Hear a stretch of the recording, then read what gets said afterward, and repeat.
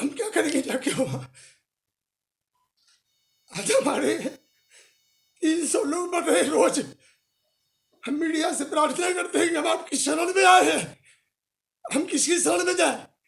Media से हमें उम्मीद है, इसीलिए आज जो है हमने सर से कहा कि सर प्रेस कॉन्फ्रेंस कीजिए, अपनी बात को रखिए, जिससे हमारी आवाज़, हमारी वृद्ध लोगों की आवाज़ जो छीड़ हो चुकी है, उसको आपके माध्यम से, लाउड स्पीकर के माध्यम से और माननीय प्रधानमंत्री जी तक पहुँचाया जाए। हम अपने संगठन की शक्ति से और इच्छा शक्ति को जगाना चाहते हैं, बस यही एक टूल हमारे पास में है।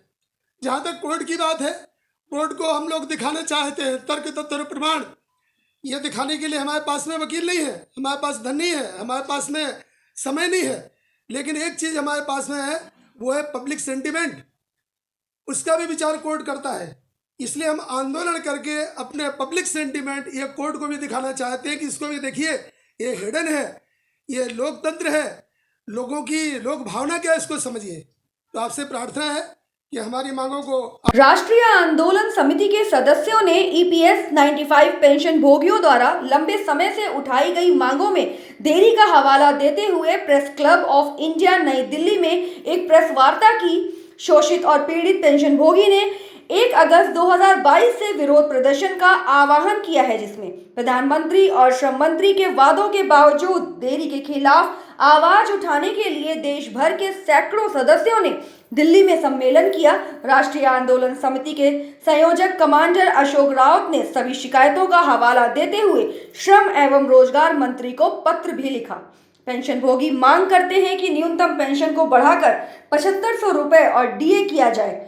अन्य 3 मांगे हैं। ईपीएफओ के पत्र अधिसूचना के अनुसार सभी ईपीएफ 95 पेंशनरों को उच्च पेंशन का विकल्प, सभी ईपीएस 95 पेंशन भोगियों और उनके पति पत्नी को मुफ्त चिकित्सा सुविधाएं प्रदान करने के लिए, और ईपीएस 95 सेवानिवृत्त कर्मचारी जो ईपीएस 95 योजना के सदस्य नहीं हैं, उन्हें वसूली करके कार्योत्तर सदस्यता की अनुमति दी जानी चाहिए।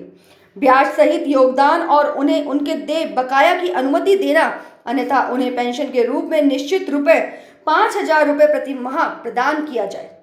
अशोक राउत ने 1 अगस्त से होने वाले विरोध प्रदर्शनों का रोड मैप साझा किया। 1 अगस्त से 7 अगस्त 2022 तक पूरे देश में तालुका, जिला, राज्य स्तर पर विभिन्न प्रकार के आंदोलन होंगे। 1 अगस्त से 7 अगस्त 2022 तक नई दिल्ली में सीपीएफसी कार्यालय के सामने श्रृंखलाबद्ध तरीके से भूख हड़ताल की जाएगी। उन्होंने सीपीएफसी कार्यालय के सामने 7 अगस्त 2022 से उपवास रखने का संकल्प लिया है। 8 अगस्त को देश भर के लाखों पेंशन भोगियों द्वारा रामलीला मैदान नई दिल्ली में प्रदर्शन रास्ता रोको का आयोजन करा जाएगा। देखिए, राष्ट्रीय संघर्ष समिति या नेशनल एजुटेशन कमेटी जो पूरे भारत में ईपीएस 95 पेंशनरों का काम कर रही है, अब बेसिकली इंडस्ट्रियल वर्कर्स का ये इशू है। प्राइवेट सेक्टर हो चाहे पब्लिक सेक्टर हो, गवर्नमेंट की इंडस्ट्री हो चाहे प्राइवेट इंडस्ट्री हो, उन सभी लोगों ने अपने पेंशन के लिए अंशदान किया है। हर महीने 541 रुपये भरे हैं और 30-35 साल सर्विस के बाद उनको औसतन आज पेंशन मिल रहे 1171 रुपया। अब 1171 रुपया औसतन मतलब 300 रुपये से लेके 3000 तक, बट औसत उसकी पेंशन है 1171। अब 1171 रुपये में ये आदमी ने क्या खाना है, अपनी बीवी को क्या खिलाना है, क्या मेडिकल सुविधाएं उसकी होगी। और जबकि इसने 35 साल, 30 साल, 33 साल 541 रुपये भरे, अगर आरडी में आप डालो तो भी उसकी कीमत 20 लाख से कहीं ज़्यादा हो जाती है। तो आप मुझे बताइए कि ये पर्टिकुलर इतना बड़ा दुख सभी पूरे फिल्म अपनी इस इंडस्ट्री का है, जबकि बाकी लोगों को एमएलएस को पेंशन, एमपीज को पेंशन, डबल ट्रिपल पेंशन मतलब दबा के हो रहा है, और वही पुलिस के कुत्तों को पेंशन, थर्ड जेंडर को पेंशन। और फिर हमें क्यों नहीं? हमारा पैसा जो लगा है, हमने जो पैसा भरा है, उसका हिसाब भी नहीं, पेंशन भी नहीं। और इसीलिए हम पूरे हिंदुस्तान में लड़ रहे हैं। हमारी 2 बार आदरणीय प्रधानमंत्री जी से मुलाकात हुई, उसमें आदरणीय हेमा मालिनी जी ने हमारी बहुत मदद की, और दोनों मुलाकातों में प्रधानमंत्री जी ने बड़े सहृदयता के साथ हमें ये आश्वासन दिया कि मैं आपका काम करूंगा, ये जेन्युइन काम है।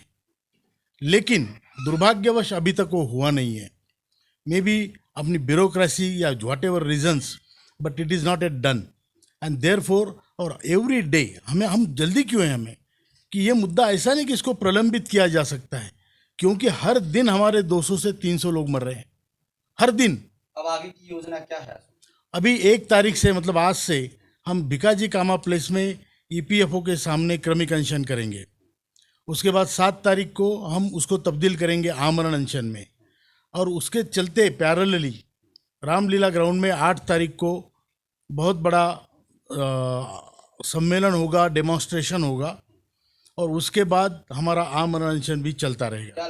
हमें आशा इसलिए है कि हमें आदरणीय प्रधानमंत्री जी ने स्वयं आश्वासन दिया है, इसलिए हम आशान्वित हैं और हम चाहते हैं कि वो जल्दी से जल्दी हो। इसलिए हम जितना दबाव सरकार की हम और क्या कर सकते हैं, हम करुणामय पुकार ही लगा सकते हैं। और जब प्रधानमंत्री जी ने बोला है तो आश्चर्य इस बात का है कि इतने बड़े नेता ने देश के बोलने के बाद ये सिस्टम काम क्यों नहीं करती। अनशन मरने तक होगा, या तो मरेंगे या जीतेंगे। हमारा नारा है इस बार, या मरेंगे या जीतेंगे। प्रधानमंत्री हमारा बाकी चीज़ों पे मैं कमेंट नहीं करूंगा, लेकिन ईपीएस 95 के मुद्दे में उन्होंने आश्वासन दिया है, लेकिन अभी तक हुआ नहीं, ये बात सच है।